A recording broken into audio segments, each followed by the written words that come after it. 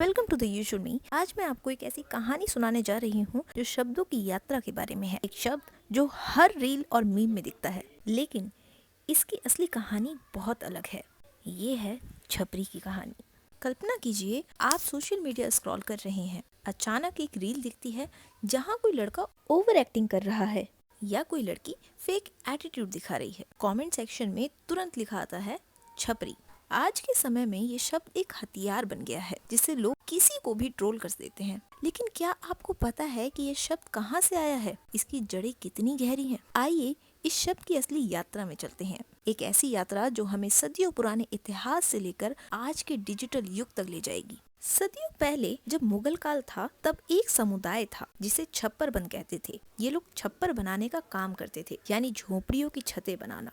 मराठी, हिंदी और कन्नड़ भाषाओं में इन्हें छप्पर बंद कहा जाता था। यह मध्य से दक्षिण भारत में रहने वाले मेहनती लोग थे जो अपने हाथों से घर बनाते थे। इनकी कहानी बहुत दिलचस्प है। 1687 से 88 के बीच जब मुगल फौज कर्नाटक पर आक्रमण कर रही थी, इस समुदाय के लोग मुगल सेना के लिए झोपड़ियां बनाने लगे। वे 1714 तक मुगल सेना के साथ औरंगाबाद, अहमदनगर और श्रीरंगपट्टनम तक गए। फिर जब 1720 में बीजापुर मराठा पेशवाओं के हाथ में आया, तो ये लोग पेशवाओं की फौज के लिए भी यही काम करने लगे। समय के साथ छपरा बंद से छपरी शब्द बना। शुरुआत में ये सिर्फ एक पेशे को दर्शाता था, लेकिन धीरे धीरे समाज में इसका मतलब बदलने लगा। जैसे जैसे जातिवाद की जड़ें गहरी होती गई, ये शब्द भी एक तरह की गाली बन गया। समाज में हाशिए पर रहने वाले इस समुदाय को देखने का नजरिया बदलता गया। दिलचस्प बात यह है कि जब झोपड़ी बनाने की मांग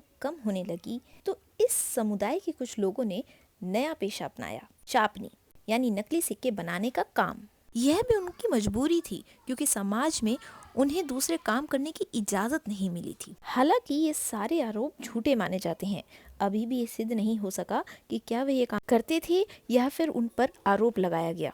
लेकिन असली मोड़ आया 21वीं सदी में। सोशल मीडिया के आने के साथ छपरी शब्द ने नया रूप ले लिया। अब यह किसी जाति या पेशे से नहीं, बल्कि व्यवहार से जुड़ गया।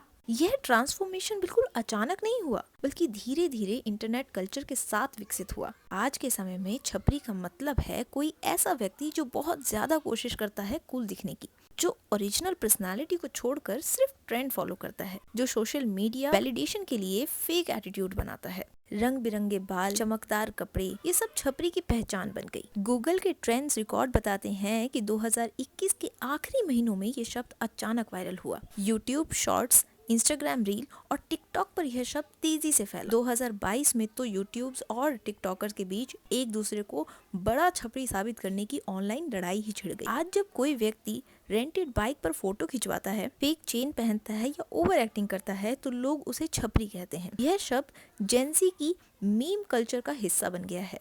लेकिन यहाँ एक दिलचस्प बात है, जो शब्द कभी मेहनतकश लोगों के लिए इस्तेमाल होता था, आज वे उन लोगों के लिए इस्तेमाल होता है जो मेहनत नहीं करना चाहते, जो सिर्फ शॉर्टकट से फेम चाहते हैं। यह विडंबना हमारे समाज की सोच को दर्शाती है। यह ट्रांसफॉर्मेशन दिखाता है कि भाषा कैसे समय के साथ बदलती है। एक शब्द जो कभी किसी के पेशे को दर्शाता था, आज किसी व्यवहार को दर्शाता है।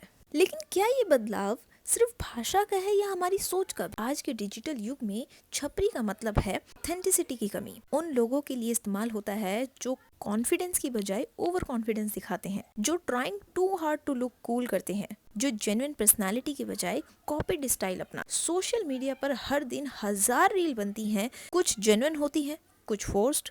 जो फोर्स लगती हैं, उन्हें छपरी कंटेंट का टैग मिल जाता है। यह शब्द अब क्वालिटी चेक का काम करता है। लोग इसे पता लगाते हैं कि कंटेंट असली है या नकली।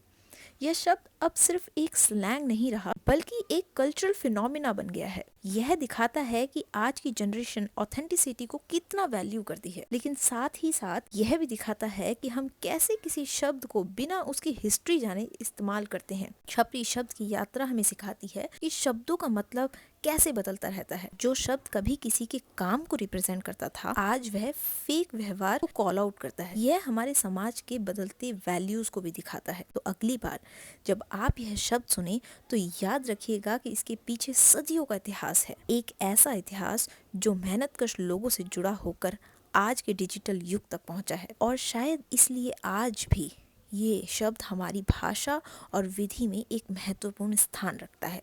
मैं ऐसे और दिलचस्प वर्ड और कहानियों के साथ आपसे वापस जुड़ूंगी। तब तक के लिए आप इस वीडियो को लाइक, नीचे कमेंट और इस चैनल को सब्सक्राइब अवश्य करें। धन्यवाद।